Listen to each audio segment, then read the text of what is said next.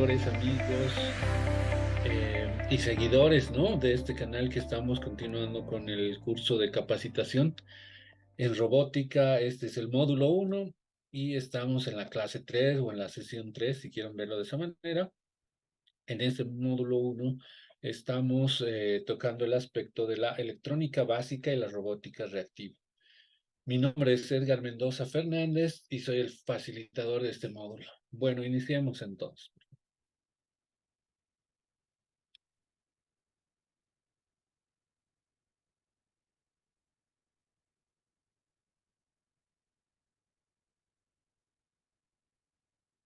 Ok. En la anterior sesión habíamos visto algunos conceptos que son importantes para el desarrollo justamente de los laboratorios que se van a llevar a cabo en esta semana. Entonces vamos a ver rápidamente algo del resumen de lo que se vio la anterior sesión. Habíamos hablado del concepto de resistencia eléctrica, ¿no? Una propiedad que tienen los materiales, en este caso los componentes de los que están hechos estos dispositivos, que en resumen lo que hace esta propiedad es oponerse al flujo libre de los electrones, ¿no? De la carga eléctrica. A modo de analogía, acá veíamos un electrón, donde en un conductor, en un cable, en un metal, básicamente, el electrón en ese camino o en este material, el material ofrece una resistencia muy baja, ¿no? No es que no tiene resistencia, eso también cabe aclarar, ¿no? Incluso los metales tienen una resistencia eléctrica, pero su resistencia eléctrica es muy baja, ¿no? Incluso ahí veíamos el concepto de resistividad. Entonces acá vemos que el camino está libre para el electrón, para el flujo libre en este camino, en este caso en el conductor. Luego tenemos también lo que es el semiconductor, ¿ya? Este dispositivo, o en este caso este material, generalmente silicio, germanio, lo que hace es, en función a la polaridad, genera un flujo en un determinado sentido. Entonces podemos decir que en un semiconductor hay un flujo, pero dependiendo de la polarización, este flujo va a ser en un o en otro sentido. Entonces va a haber una pequeña dificultad ya. Y en los aislantes, en materiales cuya estructura, justamente química, no caracteriza a este tipo de material, es muy difícil, ¿no? Si ven acá la gráfica, es muy dificultoso para el electrón poderse mover o poder realizar, en este caso, un salto, ¿no? En este determinado material, ¿ok? Entonces, eso veíamos la anterior sesión. También habíamos hablado del concepto de resistividad, ¿sí? Resistividad justamente es una característica que hace que la resistencia eléctrica pueda tomar ese valor ya, hablando de los componentes, ¿no? Este componente fabricado, diseñado para presentar esa resistencia eléctrica, lo que hace básicamente es estar en función a estos parámetros que son la longitud, el área o sección y justamente esta resistividad, cuyas unidades eran ohmios por metro, ¿no? Luego habíamos ingresado ya a lo que son los componentes electrónicos. Acá hemos visto varios de ellos y hoy vamos a continuar justamente viéndolos. Y lo interesante de esa parte es que lo que hemos realizado en esa parte es dividirlos básicamente o categorizarlos si quieren, ¿no? Estos componentes electrónicos en componentes pasivos y en componentes activos. Los componentes pasivos, acá podemos ver los más conocidos, típicos, son los resistores, los condensadores y las bobinas, ¿no? ¿Cuál es su característica de estos materiales? Que estos dispositivos, estos componentes electrónicos, básicamente no pueden amplificar, no pueden amplificar las señales eléctricas, ¿no? Sí, necesitan una fuente de alimentación, generalmente externa, para poder generar incluso, ¿no? Algún tipo de energía, ¿ok? El caso de los capacitores. A partir de eso habíamos definido y habíamos subdividido, si quieren también, y visto las características de estos componentes como tal. Los más comunes y los más frecuentes que vamos a ver en laboratorio, especialmente en el laboratorio de robótica, van a ser estos, ¿sí? Los resistores fijos y algunos de estos resistores variables, conocidos más como potenciómetros, ¿no? Eso no quita que existan otro tipo de resistores, en este caso, por ejemplo, los cerámicos o los de cemento y los resistores SMD, que tenían su propia característica y codificación. Es decir, el fabricante, para poder determinar el valor de estos componentes, nos provee de ciertos códigos, ¿sí? Es ciertos códigos. En el caso de los que vamos a ver más frecuentemente, es un código de colores, ¿no? Justamente que representa el valor.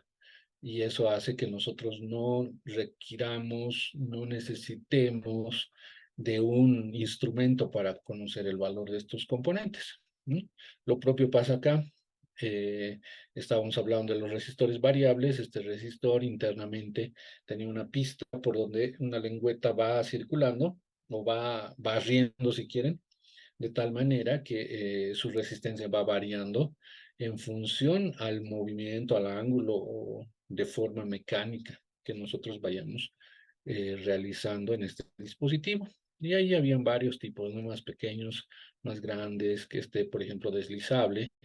Y alguna característica de estos pequeños, por ejemplo, era que eran, su término más común es ajustable. Son resistores ajustables, mientras que este es un resistor variable. ¿Qué significa esto? Que este resistor generalmente, por su aplicación, constantemente va a cambiar el valor, ¿no? No necesitamos variar. Puede ser en la fuente de alimentación que probablemente la hayan visto, ¿no? Donde han variado la tensión. Puede ser en una radio antigua donde puede variar el volumen, etcétera, ¿no? Es variable justamente porque no se queda en un valor estable o fijo, ¿no? El volumen no lo vamos a dejar en un determinado valor y siempre va a estar ahí.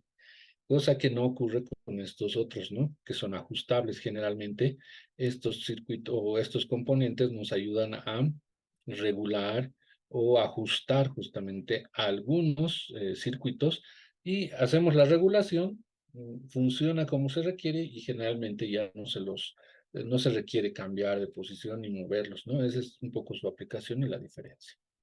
Ahí teníamos también el símbolo, ¿no? Del resistor fijo, su simbología europea y americana, y de la misma manera, ¿no? Acá, la simbología atravesada por una flecha que nos dice que este resistor es un resistor variable. También habíamos hablado, perdón, en la anterior sesión de lo que eran los resistores especiales, ¿ya? Estos resistores especiales varían su parámetro, ¿sí? Su magnitud, o en este caso, su característica, ya no de manera mecánica, sino determinada por alguna propiedad. En este caso, el LDR, un componente que varía, ¿sí? Varía su resistencia eléctrica interna en función a la luz que incide sobre su superficie, ¿no? Ahí tenemos justamente su simbología y una especie de curva característica que representa a este componente, donde decíamos que esta curva es inversamente proporcional, ¿no? Teniendo en cuenta un eje, por ejemplo, X, donde tenemos la intensidad de luz, y en el eje Y la resistencia eléctrica, ¿sí? Entonces decíamos, mientras la luz incide mayor cantidad de luz, miren, si hacemos un corte, la resistencia es baja o mínima, pero si hay menor cantidad de luz presente en su superficie, miren acá, por ejemplo, su resistencia aumenta, ¿no? Entonces, inversamente proporcional. También habíamos visto un poco de las características de los termistores, ¿no? Estos termistores que los más comunes son los NTC, pero también hay los termistores PTC. Estos componentes varían su resistencia eléctrica en función a la temperatura. No, generalmente se utilizan como una especie de sensor de temperatura. No son tan exactos o no son tan gráficamente lineales, si quieren, pero nos ayudan en ciertos circuitos donde se necesita determinar, por ejemplo, elevación de temperatura de manera abrupta, ¿no? Entonces hay una variación, inmediatamente manda un pulso en el circuito, por ejemplo, o hace una especie de divisor de tensión, dependiendo de la configuración, y hace que ese pulso, en función a esa variación, pueda mandar un determinado valor, ¿no?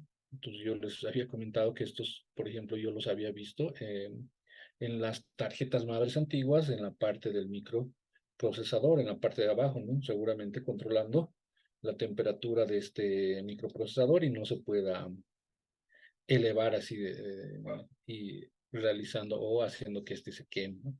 Su curva también acá, ¿no? Su curva característica del NTC, un coeficiente negativo de temperatura es muy similar, no igual, muy similar al del LDR.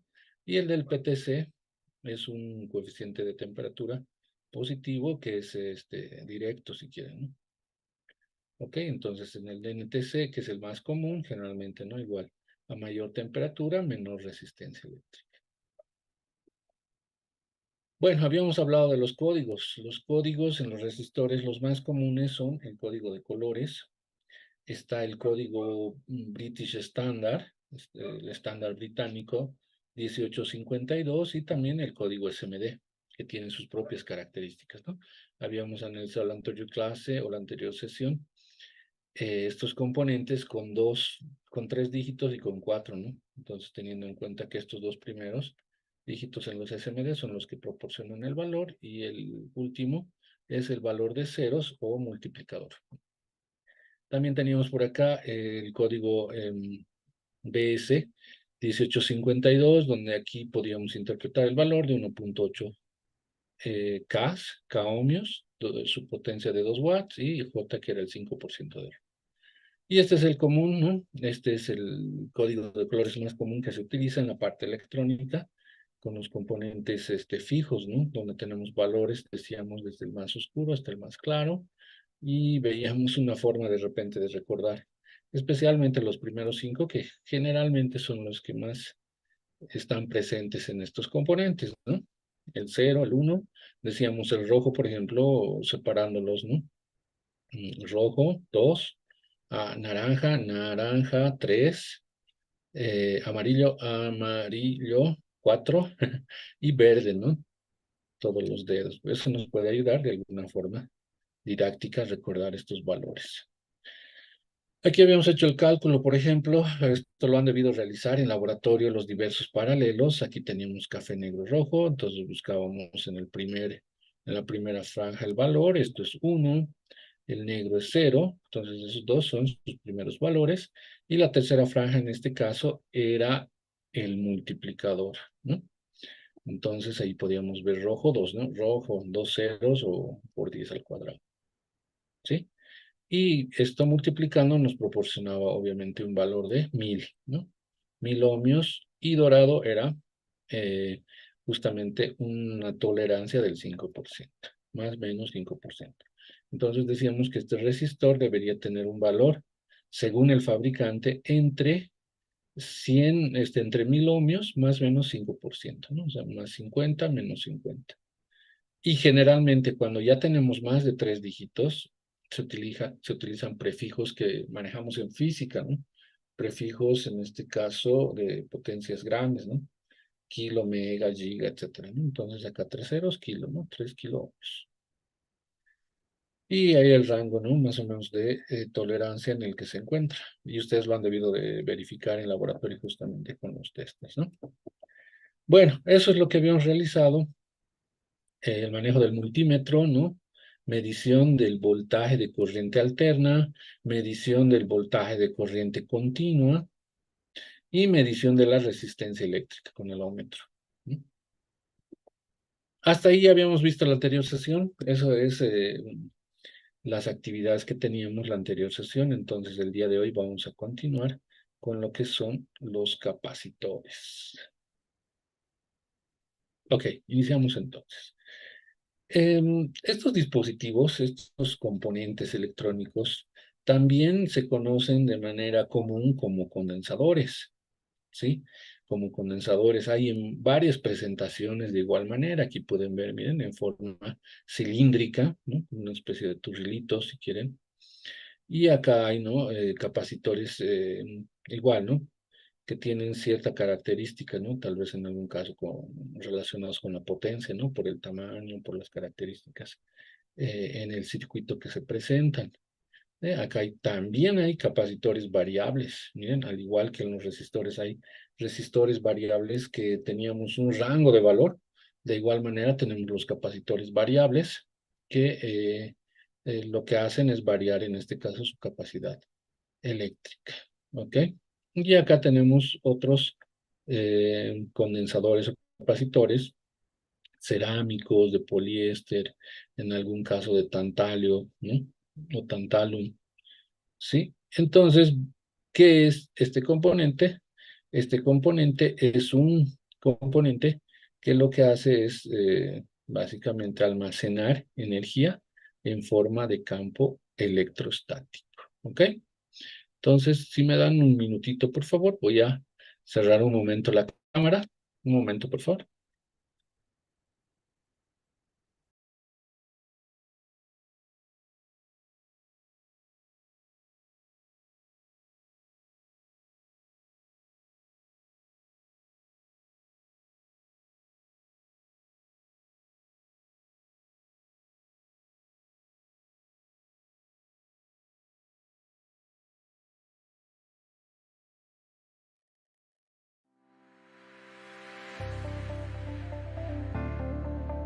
Ok, gracias por la espera.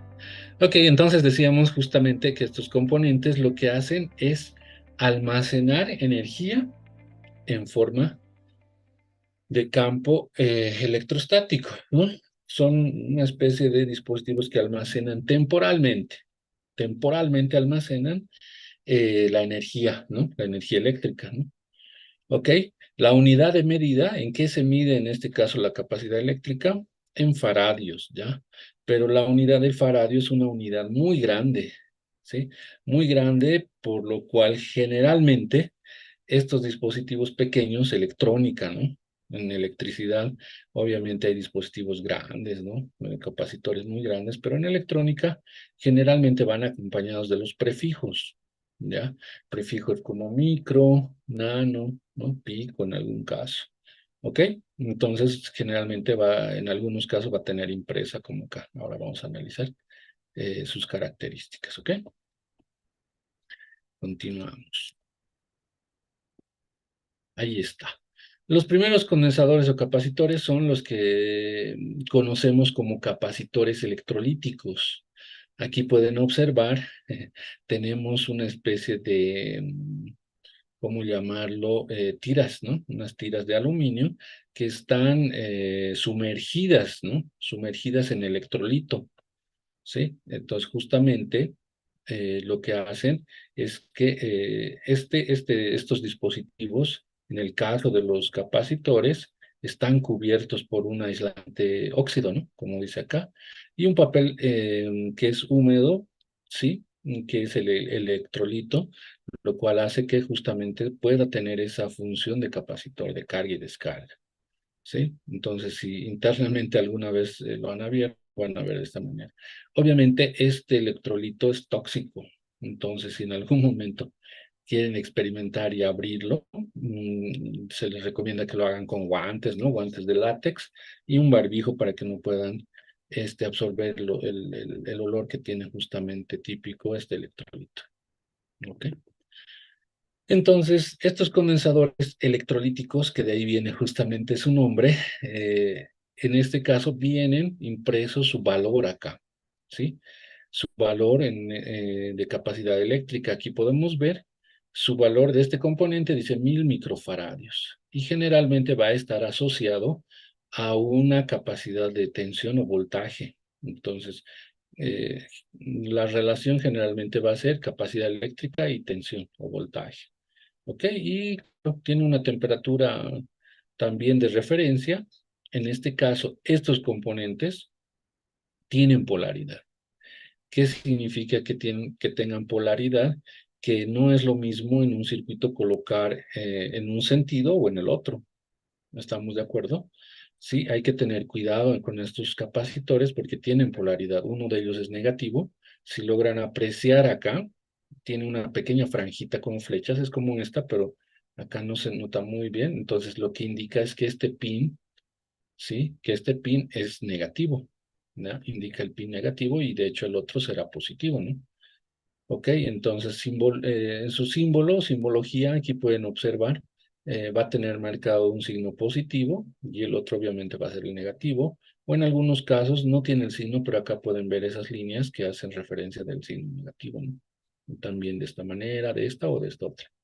Entonces, esta simbología lo que me dice es que es un capacitor o condensador electrolítico, ¿ya? Este, por ejemplo, es interesante porque no vienen los dos pines en la misma superficie, en el área. Una viene por arriba y la otra por abajo. Entonces, miren, la flecha está apuntando acá. Me dice que en este caso este pin es el pin negativo y el otro obviamente será el positivo. Su valor es de 2200 microfaradios por 25 voltios. Esa es su capacidad. ¿Ok? Entonces aquí, en resumen, lo importante es tener cuidado con el circuito, ya con la polaridad al armar el circuito y demás. ¿Qué pasa si por error o equivocación conectamos generalmente este componente al revés? Lo que ocurre es que uno se va dañando internamente, ¿no? Se va dañando internamente la capa justamente que veíamos hace un momento. Y por otro lado, podemos hacer que esto comience físicamente a deformarse. Se va deformando su superficie y en algún caso, cuando tiene un problema, ¿no? O almacena demasiada energía o está al revés, especialmente si son voltajes altos, esto puede abrirse y puede tener una ligera explosión, ¿no? Una ligera explosión con una especie de pipoca, así, ¿no? ¡Pop! ¿No? Entonces hay que tener cuidado, ¿ya? Y este dispositivo, justamente esa es la característica, ¿no? La polaridad. Aquí tenemos los capacitores no polarizados, que significa que, como vemos en la gráfica, no hay un pin de referencia positivo y negativo, ¿no? No hay un pin, entonces, ¿qué significa? Que nosotros si colocamos en un sentido bueno, el otro no va a afectar a este componente, ¿sí? No tiene polaridad. Ahí vemos en sus diversas presentaciones, cerámicos, de tantalio, ¿no? Etcétera, etcétera. Y tiene un valor impreso, que también lo vamos a analizar más adelante, ¿sí? Ese valor, en este caso, en el otro venía claramente, ¿no? 2200 microfaradios, pero en este caso viene ya también con código, una codificación que nosotros vamos a determinar el valor sin tener el instrumento, ¿ok? Ahí también miren, muy parecido al valor o a la anotación del British Standard, ¿no? Aquí hay una cuota, por ejemplo, ¿no? Entonces dice, estos condensadores o capacitores no polarizados hacen referencia a la familia del grupo de condensadores que no presentan polaridad, ¿no? Entonces acá ya no hay mucho problema en disponer de una u otra posición, ¿ok? Continuamos con lo que son los capacitores variables, ¿ya? Al igual que en los resistores había resistores variables, acá tenemos capacitores que van variando en función a la posición que vayamos adoptando, ¿sí? También de manera mecánica. Aquí no van a ser tan frecuentes como en el potenciómetro, ¿no? Que teníamos una perilla así para poder manipularla fácilmente, ¿ok? Acá generalmente sí o sí vamos a requerir de un instrumento para poder regular o variar esta capacidad eléctrica. En este caso, generalmente destornilladores muy pequeños, muy delgados, o algunos especiales, como ven acá, miren, una especie de destornillador estrella, ¿sí? O plano, ¿no? Pero muy pequeños, miren. Entonces, estos incluso, ¿no? Que no se logran ver muy bien, muy parecidos a estos. Sí, entonces va a ser un poco difícil realizar la variación. Aquí está su símbolo, al igual que en los resistores, vamos a tener una flecha atravesada, mostrándonos que son condensadores variables o ajustables en este caso también, de la misma manera. Este era un condensador muy típico que tenían las radios antiguas, ¿no? Para variación de la frecuencia, ¿no? Cuando sintonizábamos, lo que hacían era variar justamente este componente y poder realizar digámoslo así, que vaya en una determinada frecuencia para que pueda ingresar la emisora, ¿no? Entonces ahí está también este condensador variable, ¿sí? O ajustable. Bueno, este era variable, ¿no? Ok, entonces ahí está su forma física. ¿Qué más? A ver, estos dispositivos permiten variar la capacidad eléctrica, obviamente en un determinado rango. Y bueno, acá, ¿qué tenemos por acá? Acá tenemos ya los condensadores electrolíticos, miren, 1000 microfarads por 50 voltios. Tenemos también el equivalente a estos, pero más pequeños, ¿sí? Los capacitores de SMD. En este caso, miren, aquí tiene una franja que representa la parte negativa y el otro lado la parte positiva, ¿ok? Acá también tenemos capacitores de tantalo o tantalium. Acá tenemos otros, miren, interesantes, metalizados o tubulares, que también tienen impreso su valor acá con un código. ¿Ok? Estos generalmente son de poliéster. Y los cerámicos que tenemos acá, ¿no?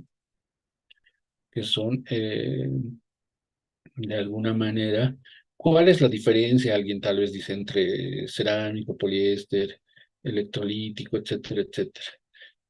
Al ser básicamente estos dispositivos que almacenan, que van cargando y descargando una especie de baterías, llamémosle así, va cargando y descargando, con el tiempo se van internamente van sufriendo desgaste, ¿no? Esas pistas que veíamos acá, por ejemplo, miren, ¿no? Unas láminas, ¿sí? Estas se van, al cargar y descargar, se van desgastando, entonces, obviamente, va a variar un poco por la tecnología y por el material con lo que están fabricando. Generalmente este de Tantalum va a ser mucho mejor en un circuito que estos cerámicos, ¿no? Que son más económicos, ¿sí? Por su fabricación y demás, generalmente son más, no tienen, digamos, tanta resistencia en el tiempo, si quieren, ¿no? Durabilidad o eficiencia. ¿Ok? Esa es un poco la diferencia. Y acá abajo podemos ver los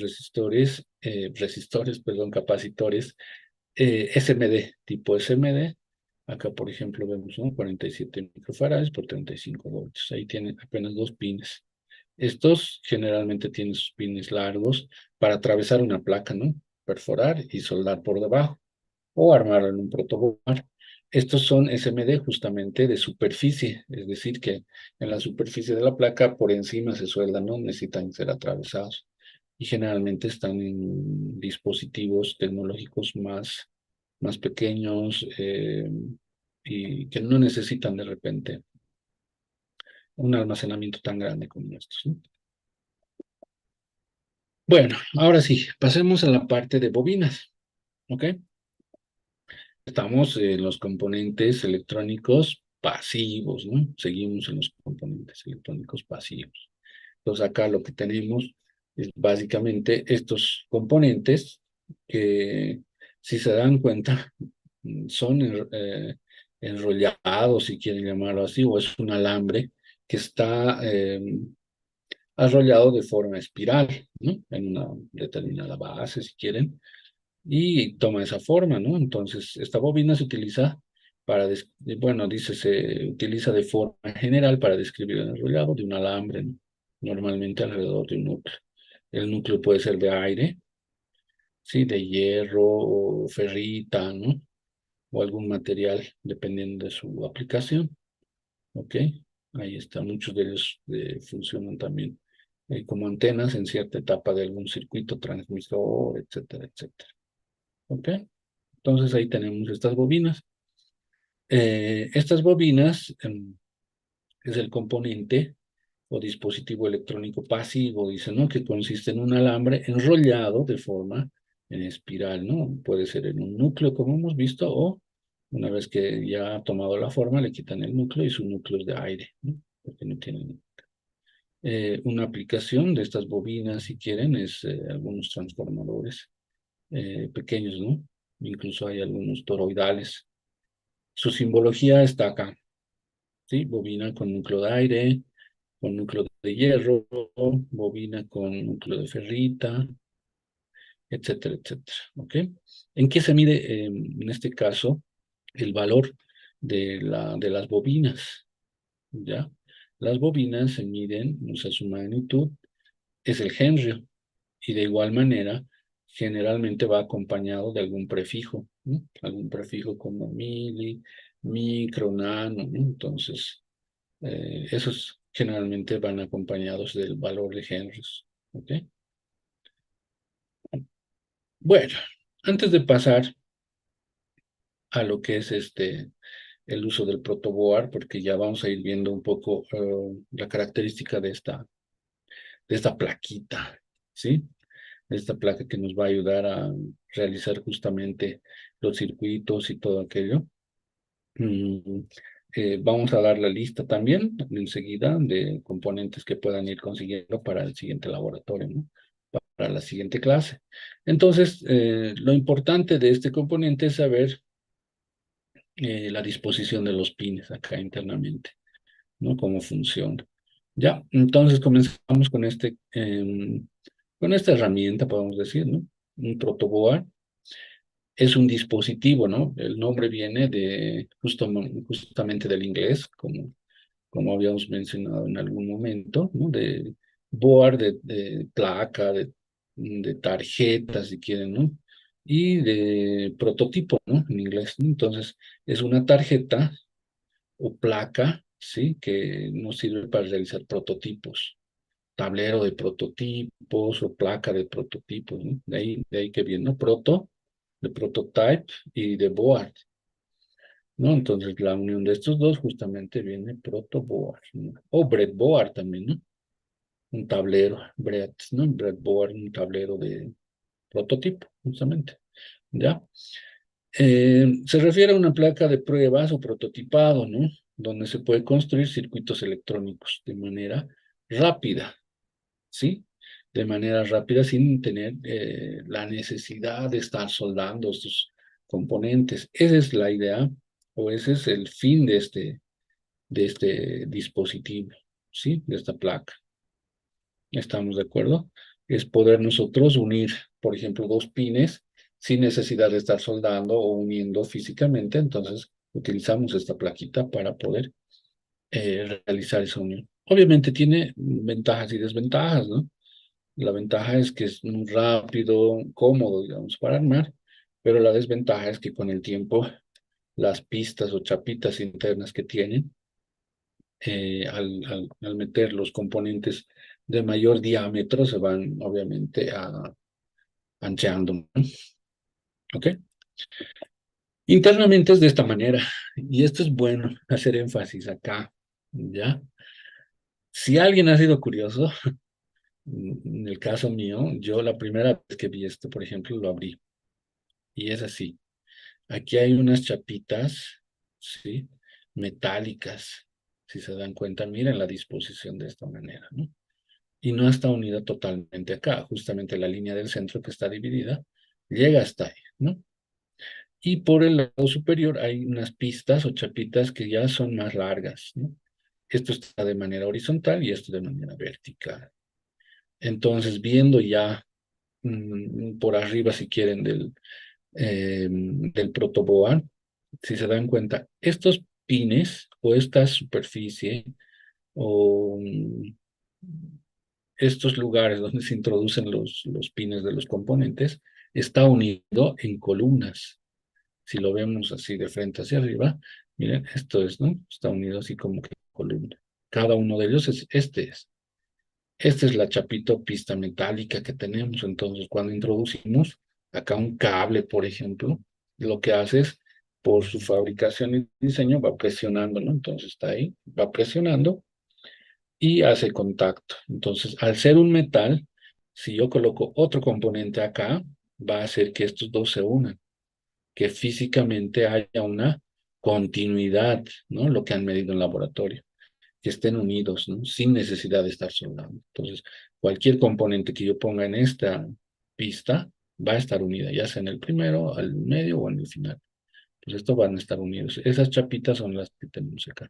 Y de manera más larga, acá, sí, acá podemos ver lo mismo, que están unidas hasta acá, hasta el final. Entonces, esa es un poco la idea de esta placa de prototipos para armar, ¿no? Protoboard. Ha sido diseñado y pensado de esa manera, ¿ok? Para que nosotros podamos utilizar. Entonces, acá está separado, y este está separado, y cada columna está separada también. O sea, es decir, entre este y la segunda fila o columna no hay una unión física, porque acá es como si viniera uno de estos nuevamente solo. ¿Ok? Entonces, ahí vamos armando los circuitos. Por ejemplo, ¿no? Aquí hay un simulador muy conocido, que lo vamos a ver más adelante, ¿no? Tinkercad. Ya, entonces, acá, por ejemplo, al tener este canal, miren, unido, acá dice negativo, estamos utilizando el lado negativo de la batería. Y por este lado está el lado positivo. Básicamente lo que estamos haciendo es energizar, miren, todo este canal con una polaridad negativa, color negro por norma, y con una polaridad positiva, todo este canal, ¿no? Ahora se entiende de mejor manera, yo creo, ¿no? Entonces, al colocar acá estos dos, esto se está energizando, es decir, toda esta fila, ahora sí fila, columna, toda esta fila tiene polaridad positiva, ¿no? Ahora, esto podríamos haberlo conectado al medio, por acá no interesa, porque si se dan cuenta, esto estaba unido, ¿no? Si volvemos a la imagen anterior, miren en la primera imagen que ven acá, vemos que es una pista que está unida hasta el final, ¿sí? Está unida. La de arriba igual, y entre esta y esta no hay, entonces esto está repartiendo tensión positiva y la otra negativa. Ese es el objetivo de este circuito, ¿sí? Alimentar. Entonces, estos LEDcitos que los vamos a ver la siguiente clase, me parece, ya cómo funcionan igual, vamos a ver su polaridad. Lo que hacen es alimentarse, ¿no? De esta batería. Entonces, uno de esos pines es positivo, miren, está en este canal. Pues toda esta fila está alimentando y está jalando un cable desde acá hasta acá. Entonces, la corriente, en este caso, va a circular en este sentido, ¡pam! Viene negativo, resistor a tierra, o a polaridad negativa. Se cierra el circuito. ¿Ok? Se cierra, negativo, ¿no?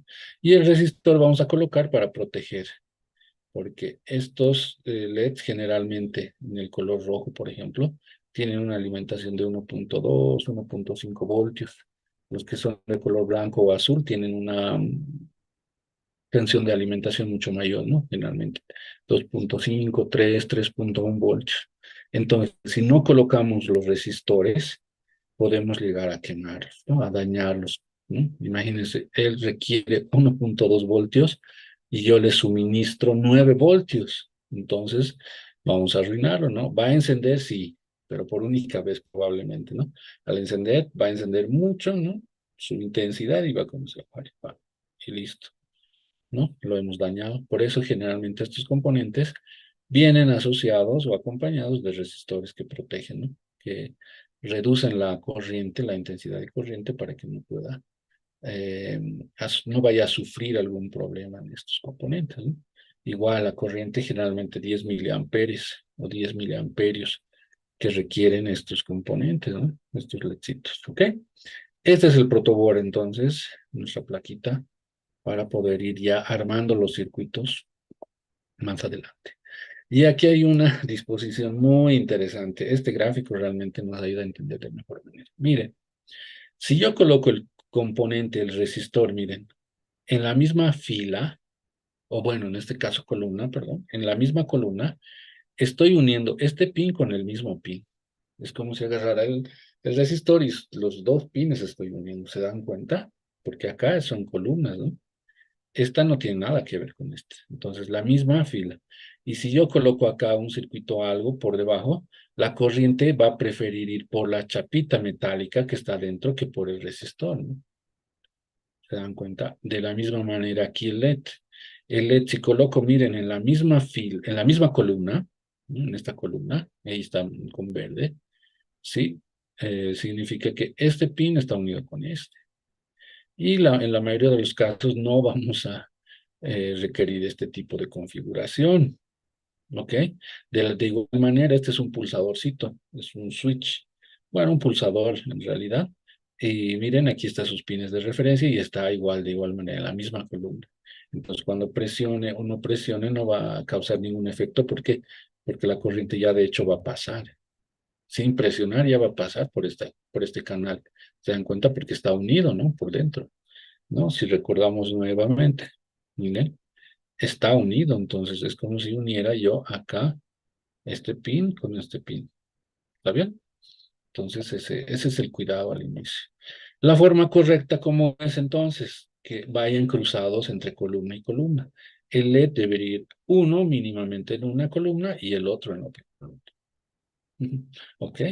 Ahí está la configuración correcta. No debería estar como está en la misma columna, los dos pins, sino colocar de lado a lado para que la corriente pueda pasar a través del componente y pueda cerrar el circuito. Si no, acá vamos a tener problemas con el funcionamiento. El resistor de igual manera, miren, el resistor, uno de los pines está yendo en una columna.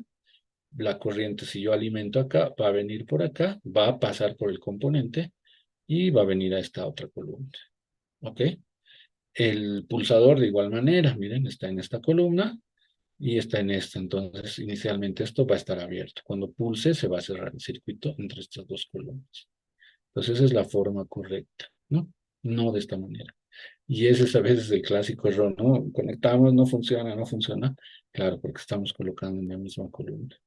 Y la corriente va a preferir ir por la pista metálica antes de pasar por el resistor o por el LED o por el pulsador, ¿no? Ya de hecho esto va a tener una continuidad, ¿ok? Esas observaciones entonces, ¿qué más? Ya. Algo interesante que pasa es, este proto, por ejemplo, es relativamente pequeño, ¿no? Es mediano, pequeño. Entonces, generalmente hay protos más largos que este, el doble de este, ¿no? Dos de estos. Y a veces ocurre, por eso es bueno conocer nuestros instrumentos, nuestras herramientas. En este caso, nuestro protoboard, que esta pista está unida hasta la mitad. Imagínense esto, su par al lado, ¿no? Entonces solamente llega acá. Y el otro lado está separado, igual que esto más o menos, ¿no? Entonces tienen que colocar un cablecito para jumpear, ¿no? Para colocar un jumper, un salto para que se una. Eso, ¿cómo podemos darnos cuenta? Bien sencillo. Ustedes ponen aquí un pedacito de alambre, puede ser incluso un resistor, solamente para hacer continuidad, y al final del proto, otro resistor, si quieren. Ponen el tester en continuidad y debería marcar ya sea el valor, ¿no?, de resistencia muy baja, porque estamos midiendo la pista, o en algunos casos los testers que tenga un buzzer, ¿no? Va a sonar ti diciendo o corroborando en este caso que la pista está unida totalmente, de inicio a fin, ¿ok? De inicio a fin.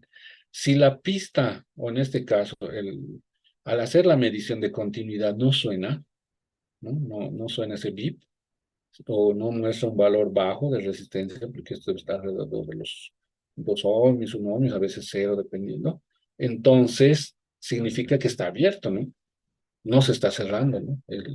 No hay continuidad, no se está cerrando el circuito. Por esa razón no suena. Entonces, ustedes ya tienen que conocer sus protos. La siguiente clase o en sus casas hacen esa medición cuando ya tengan este protoboard y van a medir, ¿no? Entonces, lo que les trato de decir es esto.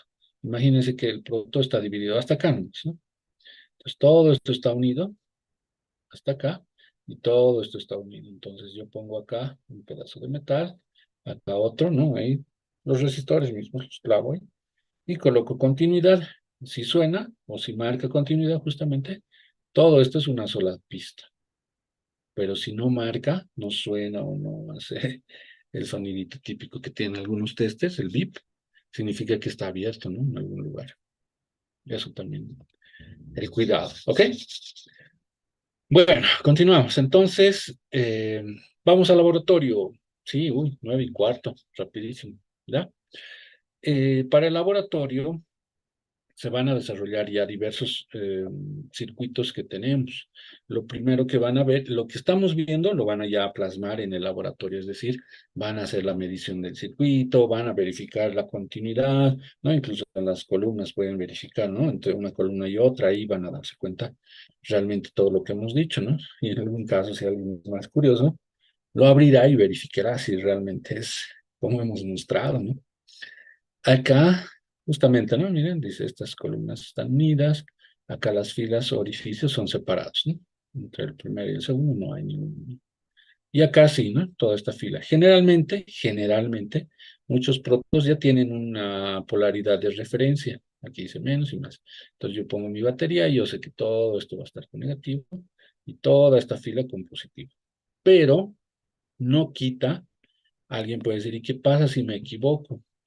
En realidad no va a pasar nada porque esto es un metal, ¿no?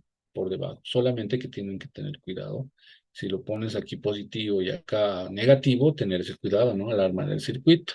Entonces, hacer uso, ¿no? Si acá dice negativo, poner el color negro o la polaridad negativa de la batería o de la fuente y acá la polaridad positiva. Toda esta fila va a estar energizada positivamente y esta negativamente, ¿ok? Eso, digamos, ¿no? Pero al final del día, estas son una pista metálica, ¿no?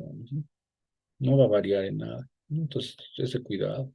Y desde ahora sería bueno que vayan ustedes también por norma colocando los colores, ¿no? El color negro es negativo y el rojo es positivo. Entonces, con sus cables o con sus jumpers que van a comprar, ir colocando y hacer esa unión, ¿ok? Entonces, con eso van a comenzar el laboratorio este fin de semana, ¿ya? Uno de los laboratorios les va a pedir justamente, como vemos acá, que ustedes puedan armar este circuito, ¿no? Con una fuente de alimentación, con una tensión de 5 voltios, ¿sí? Y van a ir variando este resistor, ¿ya?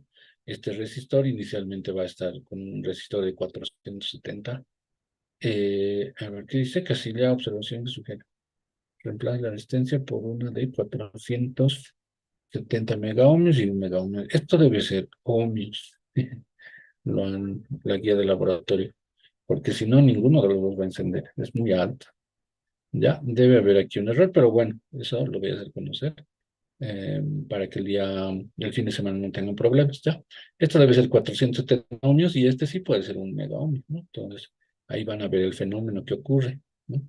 Ese resistor de protección está bien, pero si es demasiado alto, tampoco va a dejar fluir, pasar la corriente muy, muy baja la corriente y no va a lograr encender al LED. ¿Ok?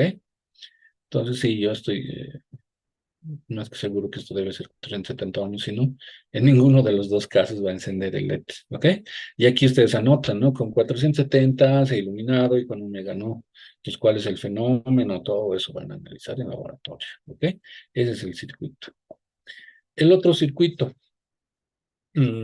dice, arme el siguiente circuito y aliméntelo de igual manera con 5 voltios.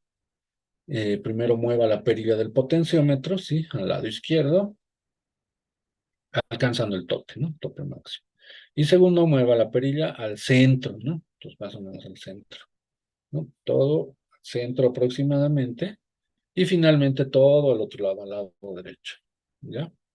En los tres casos deberá registrar lo que sucede en el circuito. Entonces, ustedes en el laboratorio van a ver este circuito, una fuente, un resistor de 330, un LED, y paralelamente un potenciómetro y un cable.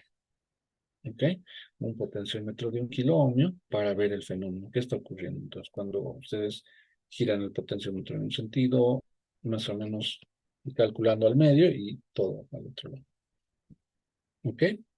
Y ustedes van anotando y viendo qué fenómeno ocurre. Esto es para que ustedes vayan conociendo un poco de lo que es ¿no? El flujo de corriente seguramente en el circuito. ¿Ok? Otro circuito que tenemos es un circuito con un LDR.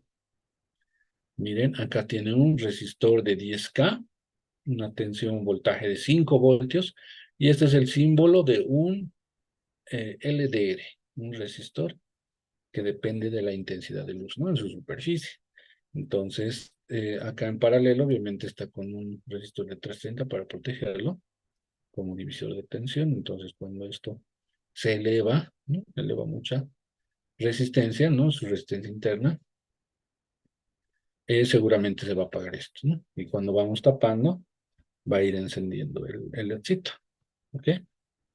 Ese es el fenómeno que van a observar, igual van a ir anotando, ¿no? ¿Qué es lo que ocurre? Entonces dice acá el segundo, a ver, ¿qué dice? Arma el siguiente circuito, aliméntelo con 5 volts. Deberá observar y registrar el funcionamiento del circuito. Cuando, primero, llegue baja intensidad de luz. O sea, taparlo, digamos, ¿no? Muy bajo, tapado. Segundo, cuando llegue una intensidad media. Entonces, determinada distancia, altitud, ustedes pueden colocar y no le llega mucha intensidad. Y por último, finalmente llega a una mayor intensidad. Ya con su celular podrían, ¿no?, colocar su flash o su linterna e iluminar. Entonces ahí van a observar justamente el fenómeno que hemos visto. Finalmente intercambie y las posiciones del LDR con la resistencia de 10K. Realicen las mismas acciones. Es decir, este de 10K se va arriba y este acá. Entonces va a ocurrir lo contrario, ¿no? En un caso, cuando lo tapaban, va a encender, y en el otro caso, cuando lo tapen, se va a apagar, no va a encender, ¿no? Un poco el fenómeno que van a observar. Entonces, esto lo van a realizar en el laboratorio. ¿Ok? Ya, sí, estoy viendo algunos mensajes. Los componentes, ¿no? Están diciendo, está bien, genial. Ahora lo vamos a ver esto. Ya, 4. Arme el siguiente circuito, dice, ¿no? Acá podemos observar, aquí hay una fuente de alimentación, 5 voltios, hay un pulsadorcito, ¿no?, el que veíamos en el protoboard, un capacitor de 1 microfaradio. El voltaje acá, por ejemplo, podría ser mayor a 5, ¿no? De hecho, ¿sí? 10, 15, no hay problema, ¿no?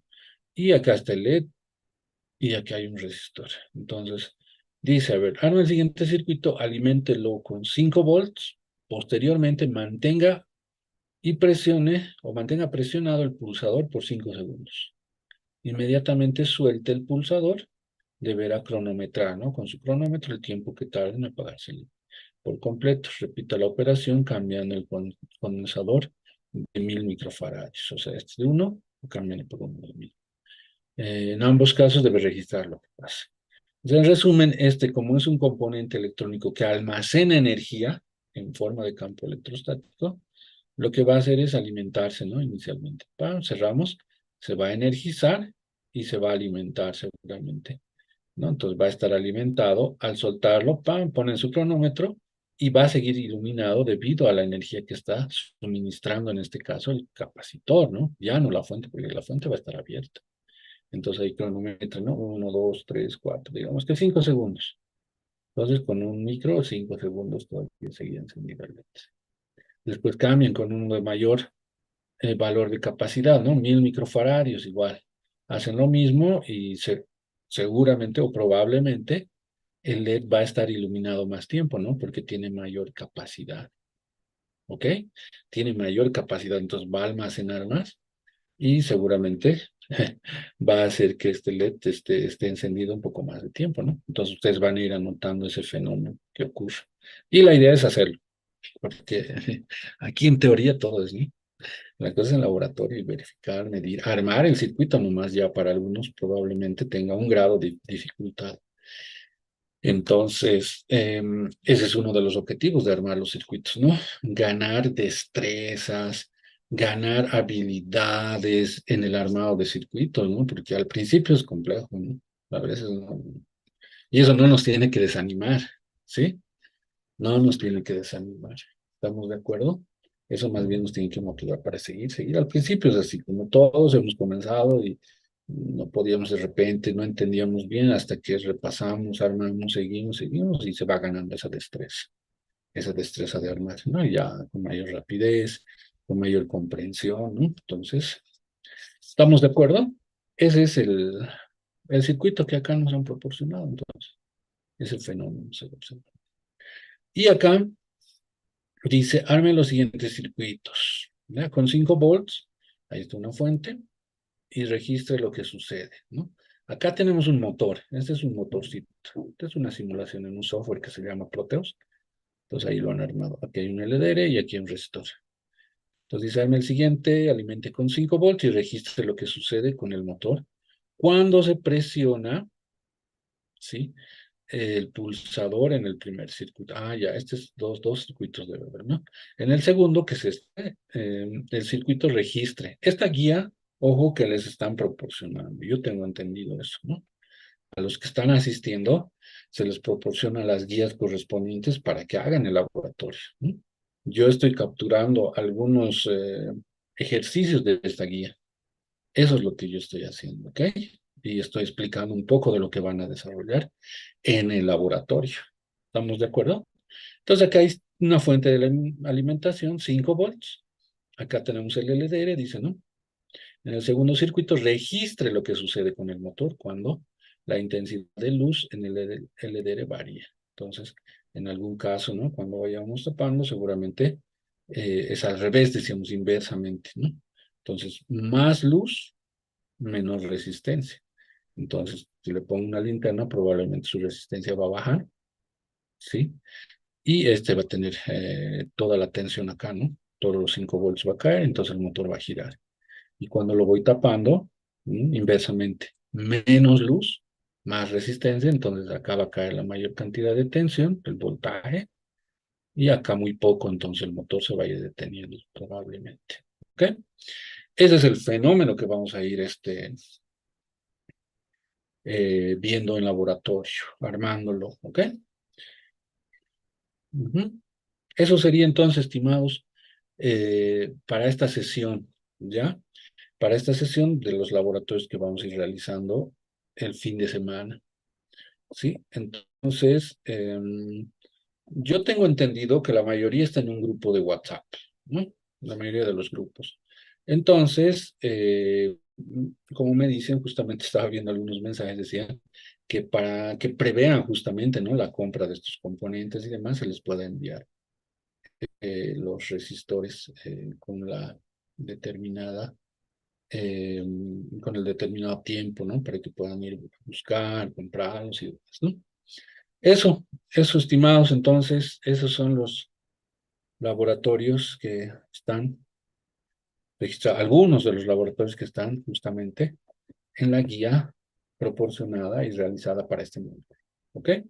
Hasta ahí no sé si hay alguna consulta, ¿sí, estimados?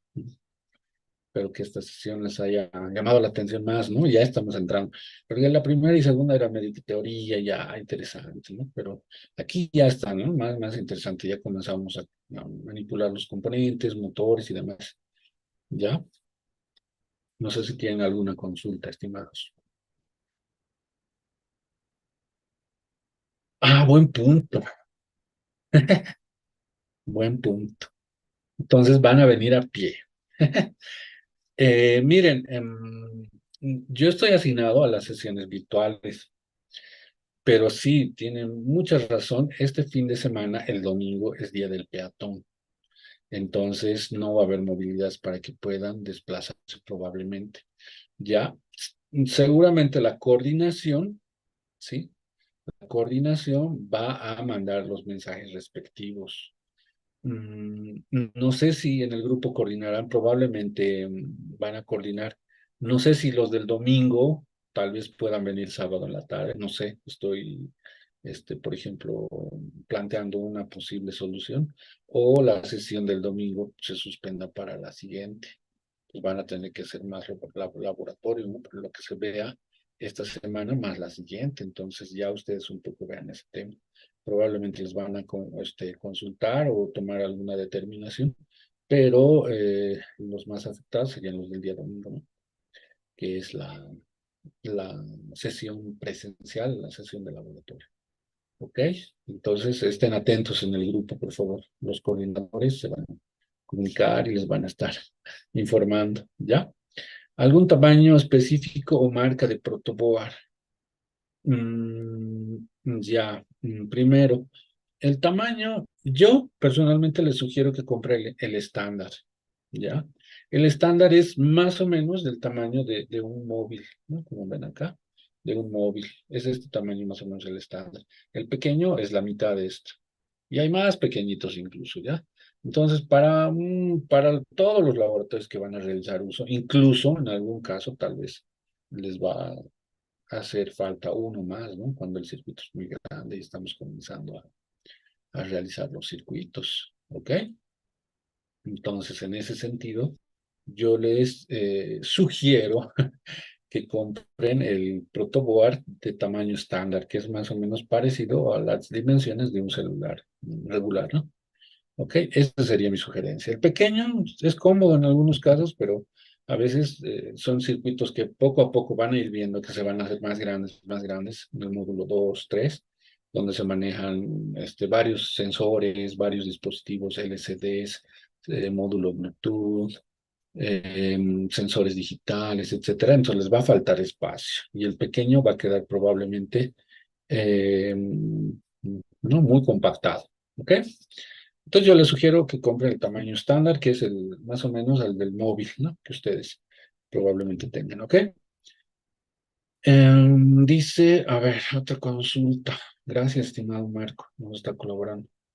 Dice, no todos proveen, no todos tienen las guías, dice, ¿no? Ya, bien fácil. Todos están en un grupo de WhatsApp. Entonces, en el grupo de WhatsApp, ustedes soliciten, ¿ya? Con nombre y apellido. No, Juan Pérez, mi persona, no tiene la guía. Ya no tiene la guía. Yo tengo entendido que el primer día, ¿no? Que han venido a la inauguración se les ha previsto de las guías, las copias de las guías, pero si alguien por alguna circunstancia no ha asistido o no ha recepcionado su guía, entonces hágalo saber en el grupo correspondiente, ¿ok? ¿Estamos de acuerdo? Entonces en su grupo pone, no, Juan Pérez, disculpe, yo no poseo la guía, no me han proporcionado para este laboratorio y ahí les van a aclarar, ¿ok? Muy bien. Dice, ¿cómo saber o calcular qué valor de resistencia se debe trabajar un circuito? Ah, esa es muy buena pregunta. ¿Cómo yo puedo calcular o saber qué valor de resistor tiene que venir acá? ¿Ya? Eso lo vamos a ver la siguiente clase. Estimo que son propiedades ya de relacionadas con la ley de Ohm. ¿Ok? Las leyes de Ohm nos van a ayudar a determinar justamente la intensidad, por ejemplo, en un circuito tan sencillo como este. Ah, bueno, creo que ya nos está compartiendo. A ver, acá. En el primer circuito donde teníamos un LED y un resistor, ¿sí? Ahora sí, gracias. Gracias, Marco. Acá, por ejemplo, ¿yo cómo puedo saber qué resistor debería utilizar para poder proteger de manera efectiva este LED? Entonces, por ley de Ohm, nosotros vamos a tener algunos datos, por ejemplo, el voltaje, la resistencia eléctrica y la intensidad que nosotros necesitamos que fluya, por ejemplo, por este LED. Entonces, con esos datos de intensidad y voltaje, podemos determinar R, en este caso la resistencia eléctrica, para proteger. Cuando tenemos ya más de uno, dos o tres, utilizamos otras propiedades, otras leyes, por ejemplo, que se llama, en este caso, divisor de tensión. Matemáticamente van a ver que no es muy complejo, no es nada complejo.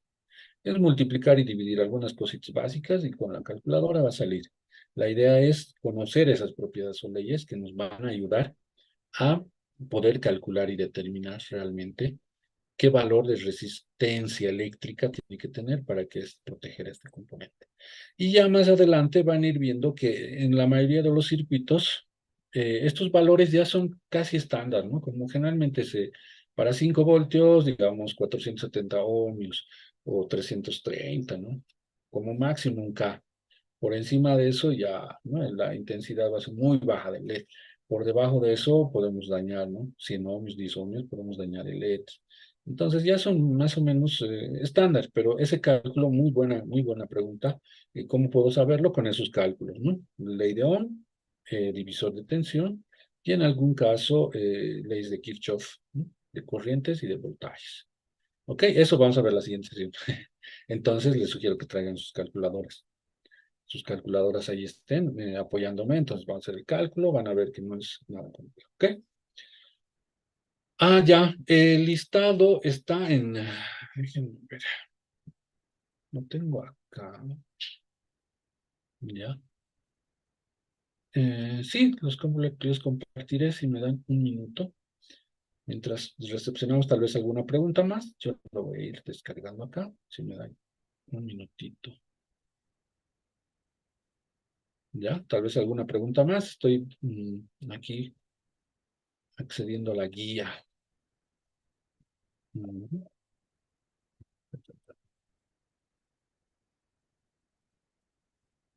¿Alguna consulta más antes de finalizar esta sesión?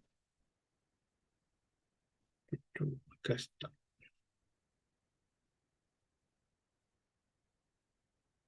Ya, uy, qué terrible. Dice, no estoy en ningún grupo, pero me inscribí al curso. ¿A quién puedo consultar? De hecho, tienes que pasar a la institución, ¿ya?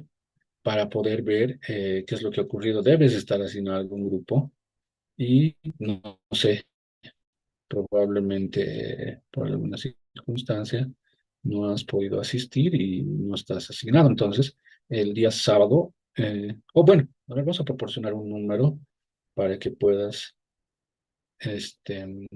aclarar, ¿ok? Salud.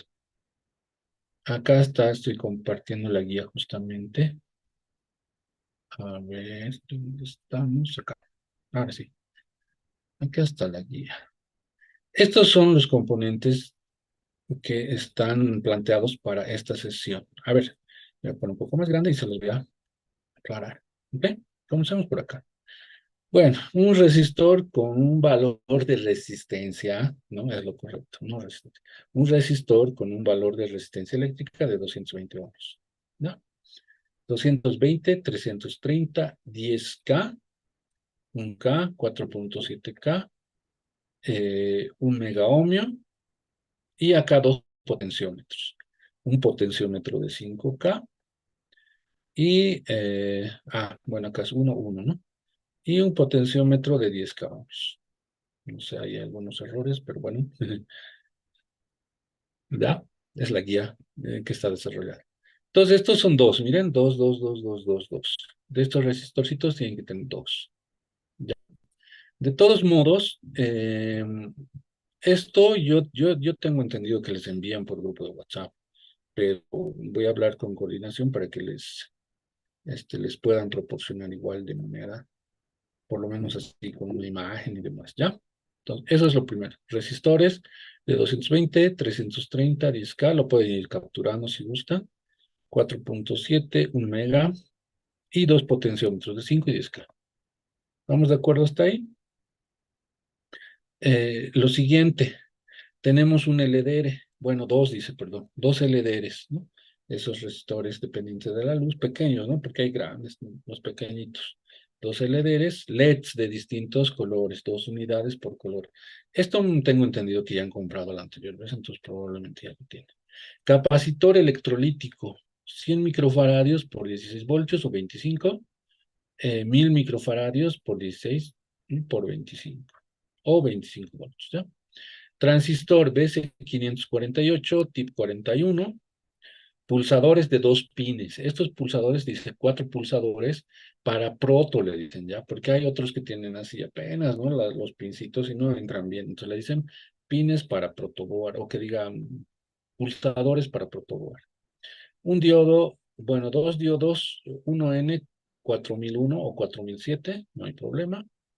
Un motor DC de 5 voltios con ruedas. Esto ya pensando en su cochecito que van a armar. Ya, esos, hay unos amarillitos. A ver, ahorita lo buscamos para poder mostrarles con cables de alimentación ya. Y cables para armar macho, ¿ya? O cables o jumpers, ¿ya? Macho. ¿Estamos de acuerdo?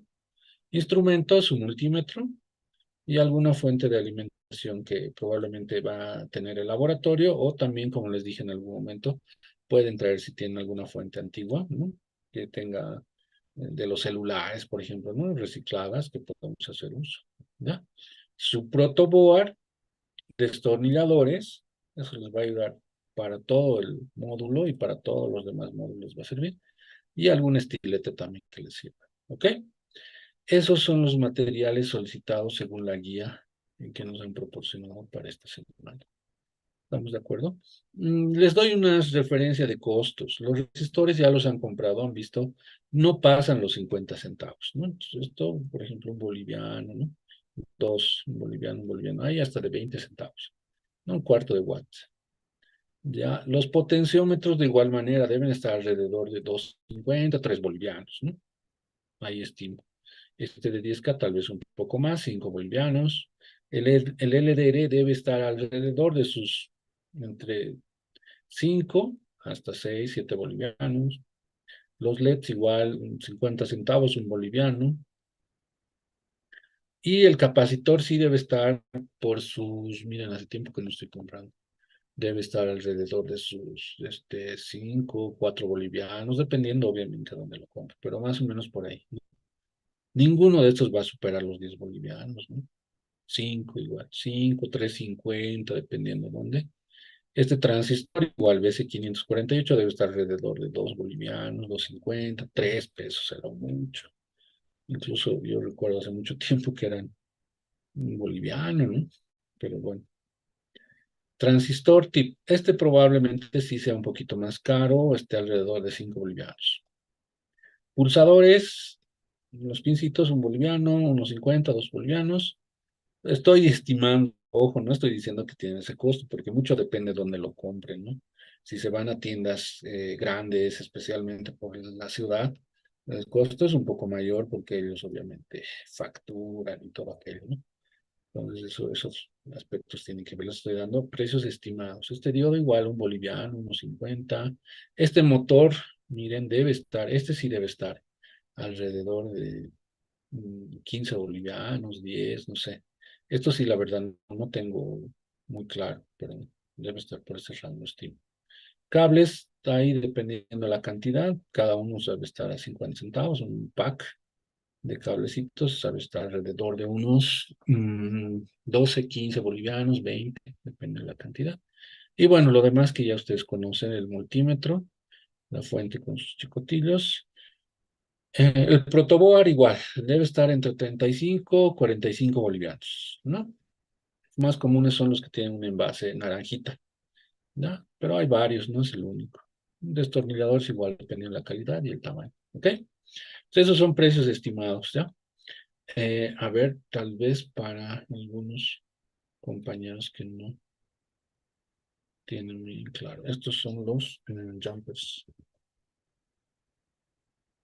Mucho, mucho. Mm,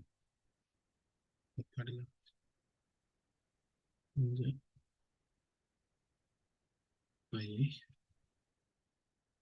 Estos son los jumpercitos. Disculpen que estoy ahí en la web. Pero bueno, saliéndonos un poco de la rutina de la diapositiva, ¿ya? Entonces, para que ustedes vean. Macho, macho, ¿no? Entonces acá están. Estos son los más comunes, ¿no? Cablecitos de colores para armar. ¿Ya? A eso se refiere después. Los pulsadores de 2 pines, que son estos. Estos son los más comunes, ¿no? A estos me refiero. Estos son para protobar ideales. Obviamente hay en negritos y como este, pero hay otros que tienen 4, son pequeñitos.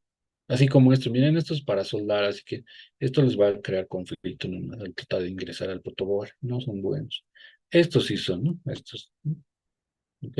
Incluso esto se puede cortar porque tienen como un ganchito y se puede enganchar en los... Bueno, ahí está, hay varios. ¿Ok? A eso entonces hace referencia a los pulsadorcitos para protoboard. ¿Qué más había? Algo raro. Ah, el motor. ¿A qué? ¿Cuál es el motor? El motor común, ¿no? Motor con rueda. Los más comunes son el motor con rueda, este de color amarillo. Esos son los que han salido, ¿no? Estos son. A estos hace referencia, ¿ok? Vaya, para que vayan y ya comprando, porque esto lo van a usar ya, de hecho, en su primer robot circuito, ¿no? Que van a ser el seguidor de luz o el seguidor de línea, ¿no? Dependiendo cuál lo van a utilizar. Pero ese es el motorcito. El motorcito viene con su rueda, ¿ya? A eso se refiere, ¿ok? Y ahí está, ¿no? Ya viene incluso aquí con algunos cablecitos. ¿Estamos de acuerdo? Si alguien puede comprar dos, genial, ¿no? Porque va a necesitar dos. Para este laboratorio, obviamente solo uno, pero en general ya para cuando haga su laboratorio del cochecito va a necesitar, de hecho, dos, ¿no? Más su base y todo aquello. Pero eso lo vamos a ver más adelante. ¿Estamos de acuerdo? Eso, eso, estimados, disculpen la informalidad de buscarlo en el internet, pero la idea es un poco que también tengan claro, ¿no? Qué es lo que requieren comprar. LEDs, sí, lo demás es conocido, hemos visto resistores, LEDs, capacitores, ¿ok? Eso, estimados, el protoboard que hemos visto, ¿no? Ok, no sé si hay, ahora sí ya, para finalizar, alguna pregunta más. Dice, a ver, ¿dónde podemos comprar la fuente de alimentación? ¿Cuánto cuesta?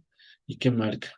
Mm, las fuentes se pueden armar incluso, ¿ya? Pero hay fuentes como la que está en la guía, acá, miren, que son ya un poco más profesionales, llamémoslo así, son relativamente caritas.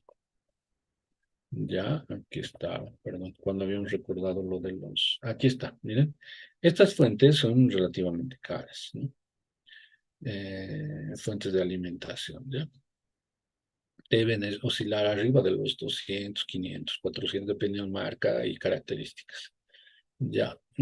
Para estos laboratorios inicialmente, yo les sugeriría que compren para laboratorio. Ahora, si alguien quiere gastar, obviamente está en su decisión. Hay algunos, una especie de fuentes que se utilizaba antes para alimentar, ¿no? Que tenía, no eran regulables, eran ajustables, entonces tenían voltajes de 2 5 son chinitos, ¿no? Así, a ver, aquí se los busco. ¿Ya? Esos tal vez les sirvan inicialmente, no son muy caros, creo que está alrededor de 20 bolivianos. Eso tal vez les sirva, pero idealmente sería que se armen su fuente. No lo suelden, hay la plaquita para vender y todo aquello. A ver. Transformador. Antes recuerdo que eso se utilizaba para los, mucho para los Ataris, para los Nintendos, ¿no? Entonces se quemaba su fuente de alimentación y uno podía comprar esos chinitos que venían para regular. He visto que en el laboratorio les han mostrado unos más sencillitos. A ver, ¿dónde está? Acá está. Un regulador variable. Esos deben estar más económicos. No creo que pasen los 100 bolivianos. A esto me refería. Estos eran los que habían antes. Ups, ¿dónde está? Ahora sí. A estos. Miren, acá está, ¿no? Entonces tenían una perlita ya sea acá o acá, así, ¿no? Amarillita que giraba. Yo recuerdo eso. Que era para alimentar, ¿no? Acá. Tenía un rango de voltaje acá, miren, tenía 5 voltios, 4,5, etcétera, etcétera. Ahí está. Entonces tenía estas fuentecitas ahí en varios lugares, aquí en los galpones, etcétera, etcétera, y eso está alrededor. Esto debe estar alrededor de 20, 30 pesos, máximo, ¿no? Si les sirve. Ya, esto para los laboratorios que van a ser suficiente. Después he visto otros ya,